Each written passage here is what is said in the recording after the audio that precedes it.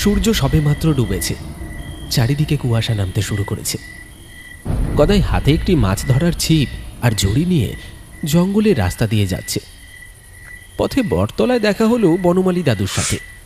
দাদু সেখানে বসে নিজের মনে বিড়ি খাচ্ছিল। আজ যেন ঠান্ডাটা একটু বেশি। গ্রামের শেষ প্রান্তে কালীতলা জঙ্গল।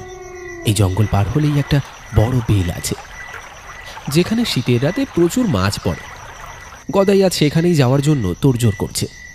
কিন্তু কালীতলা জঙ্গল নিয়ে গ্রামের মানুষের মনে এক গভীর আতঙ্ক আছে, বিশেষ করে অমাবস্যার সময়।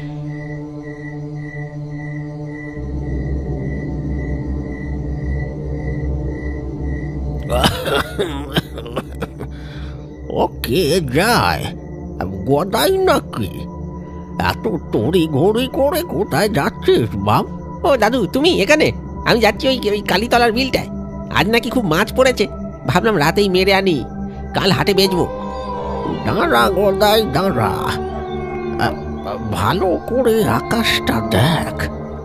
আজ অমাবস্যা, আর ওই কালীতলার জঙ্গল ওটা ভালো জায়গা নয়, বিশেষ করে এই সময়টা। আজ আর ও পথে যাস না বাবা, যাস না, মাছ কাল সকালেও ধরা যাবে। ও দাদু, তুমিও না ভূত প্রেত নিয়ে পড়ে আছো। আমি তো কতবার গিয়েছি রাতে, কই কিচ্ছু তো দেখিনি। আজ রাতে বড় মাছ না ধরলে কালকের হাটে আমার পকেট খালি থাকবে। তুমি বাড়ি যাও দাদু, ঠান্ডা লাগছে তোমার। শোন গদাই, বড়দের কথা কানে তোল। আজ রাতে ওই জঙ্গলে পুরনো আত্মারা আলো খোঁজে। কালীতলা বনের ভেতর দিয়ে যাওয়ার সময় যদি কোনো হারিকেন বা লণ্ঠনের আলো দেখতে পাস, খবরদার খবরদার ভুলেও সেদিকে যাস না। ওই আলো একবার চোখে পড়লে বা হাতে নিলে মানুষ আর চেনা পথে ফিরতে পারে না। আচ্ছা দাদু, মনে থাকবে, তুমি চিন্তা করো না, আমি আসছি। গদাই দাদুর কথাগুলোকে বাতাসের মতোই উড়িয়ে দিল। গদাই জঙ্গলের গভীরে প্রবেশ করেছে। চারপাশটা বড্ড নিস্তব্ধ। মাঝে মাঝে বাঁশঝাড়ের ক্যাচ ক্যাচ শব্দ শোনা যাচ্ছে। গদাইয়ের টর্চের আলোটা কেমন যেন কমে আসছে। ব্যাটারিটা বোধহয় শেষ। কুয়াশায় পথটা ঝাপসা। এমন সময় হঠাৎ তার পায়ে শক্ত কিছু একটা ধাতব জিনিসের ঠোক্কর লাগলো। আরে, এটা আবার কি? একটা হারিকেন। গদাই নিচু হয়ে দেখল ঝোপের আড়ালে একটা পুরনো পিতলের হারিকেন পড়ে আছে। জিনিসটা ধুলোয় ভর্তি, কিন্তু অদ্ভুতভাবে ঝকঝক করছে, যেন কেউ এইমাত্র ওটা পালিশ করে রেখে গেছে।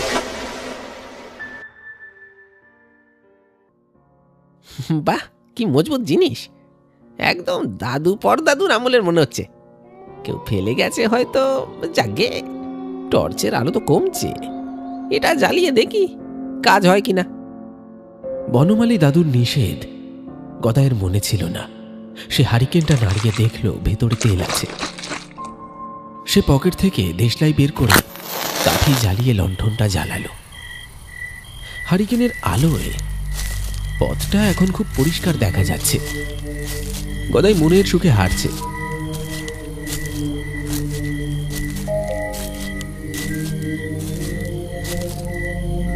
হঠাৎ সে দেখল পথের ধারে একটা ভাঙা বাড়ির সামনে, যেটা দেখতে পুরনো আমলের পাহারাদারদের ঘরের মতো, সেখানে একজন লোক বসে আছে।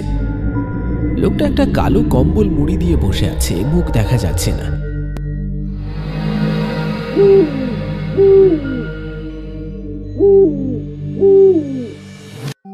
ও কাকা, কে আপনি? এত রাতে জঙ্গলের মধ্যে বসে কি করছেন? ঠান্ডায় জমে যাবেন তো, বাড়ি যাবেন না? আমার ডিউটি শেষ হয়নি রে খোকা, আমি আলো পাহারা দিই। তুই আমার আলোটা পেলি কোথায়? এই হ্যারিকেনটা, ওটা তো ওই ঝোপের ধারে পড়েছিল, আপনার নাকি? ইস, আমি তো না বলেই নিয়ে এলাম। এই নিন, ধরুন। ধীরে ধীরে মাথা তুলল লোকটা। গদাই দেখল লোকটার গায়ের চামড়া কেমন যেন ফ্যাকাশে, যেন রক্ত নেই। আর তার চোখের মনি নেই, পুরোটাই সাদা। ওটা যার হাতে জ্বলে সেই আমার সঙ্গী হয়। তুই আলো জ্বালিয়েছিস, এবার আমার সাথে আয়। আমি অনেক দিন ঘুমাইনি। গদাই লক্ষ্য করল লোকটা যখন কথা বলছে তার মুখ থেকে সাদা ধোঁয়া বের হচ্ছে আর তার শরীর থেকে একটা পচা গন্ধ আসছে। গদাইয়ের বুকটা এবার ধক করে উঠল। সে বুঝতে পারল সে ভুল করেছে।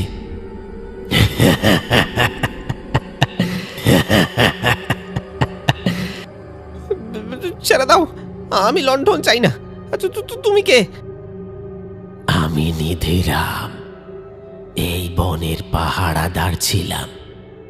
50 বছর আগে একদিন আলো নিভে গিয়েছিল, তাই চোরেরা ঢুকে ছোট দাদা বাবুকে মেরে ফেলেছিল। আমার মালিক আমাকে শাস্তি হিসেবে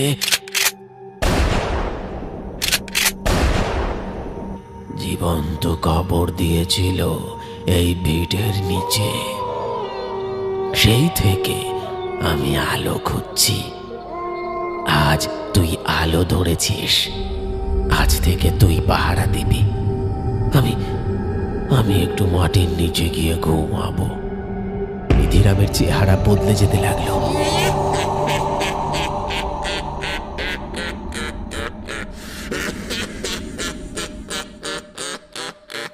তার হাতগুলো লম্বা হয়ে গদাইয়ের গলার দিকে এগিয়ে এলো। তার মুখটা একটা পোড়া গর্তের মতো দেখাচ্ছে। গদাই প্রাণপণে দৌড়াতে চাইল, কিন্তু সে পালাতে পারছে না। হারিকেনের আলোয় নিধিরামের ছায়াটা বিশাল এক দানবের মতো দেখাচ্ছে। গদাইয়ের সমস্ত শক্তি শেষ হয়ে আসছে।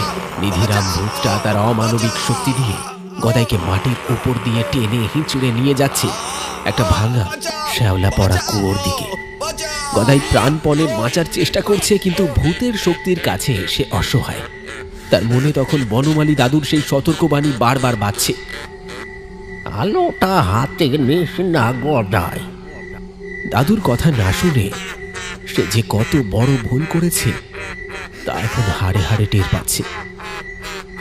ছাড় ছাড় বলছি, আমি ভুল করেছি। তুই তোর হারিকেন নিয়ে নে, আমাকে ছেড়ে দে। দোহাই তোর, আমাকে ছেড়ে দে, ছেড়ে দে, আমাকে ছেড়ে দে। এখন আর কেঁদে লাভ নেই রে খোকা, যতই ছটপট কর, আজ তোর মুক্তি নেই। আমার অনেক দিনের ক্লান্তি, আমি ঘুমোবো। আর তুই আজ আমার হাতে মরবি, আর সারা জীবন এই বনে আলো হাতে পাহারা দিবি। নিধিরামের প্রেতাত্মা গদাইকে টেনে নিয়ে যাচ্ছে সেই অন্ধকার কুয়োর মুখের কাছে। গদাইয়ের পা এখন কুয়োর কিনারা ছুঁইছু। সে বুঝতে পারছে আর কয়েক মুহূর্ত, তারপরই সব শেষ। আজ তার মুক্তি নেই। সে জানে এই অভিশপ্ত হারিকেনটাই যত নষ্টের মূল, যা এখনো তার হাতে আঠার মতো আটকে আছে। মরার আগে শেষ চেষ্টা হিসেবে গদাইয়ের মাথায় একটা বুদ্ধি এল। তবে নে নে, এই নে তোর আলো। গদাই তার শেষ শক্তিটুকু সঞ্চয় করে হাতে আটকে থাকা জ্বলন্ত হারিকেনটা সজোরে সেই ভূতের বুকের ওপর আছড়ে মারল। হারিকেনটা ভূতের গায়ে লাগার সাথে সাথেই একটা বিকট শব্দে ভেঙে চুরমার হয়ে গেল। ভেতরের তেল ছিটিয়ে গিয়ে দাউ দাউ করে আগুন জ্বলে উঠল ভূতের শরীরে। নিধিরাম এক আকাশ ফাটানো চিৎকার করে উঠল।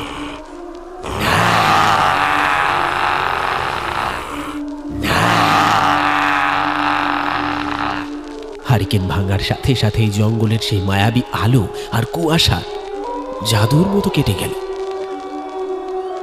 গদাই দেখল সে আর জঙ্গলের গভীরে নয়, বরং গ্রামের শ্মশান ঘাটে এক পুরনো পরিত্যক্ত কুয়োর পাড়ে দাঁড়িয়ে আছে। তার ঠিক 2 হাত দূরেই সেই কুয়োর অন্ধকার গহ্বর। ভূত নেই, আগুন নেই, শুধু ভাঙা হারিকেনের কাঁচগুলো চকচক করছে।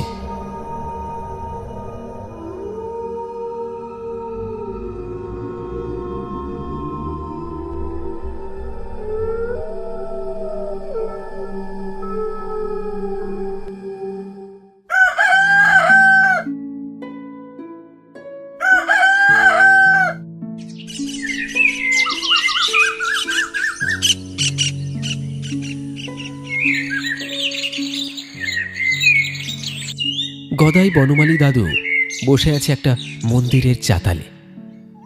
গদাই সব ঘটনা দাদুকে খুলে বলল।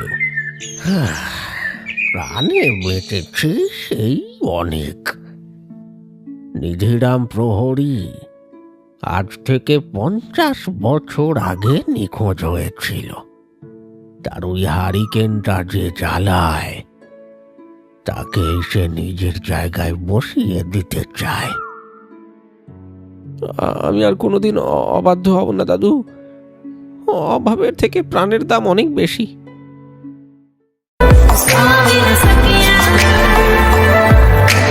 Ni soñé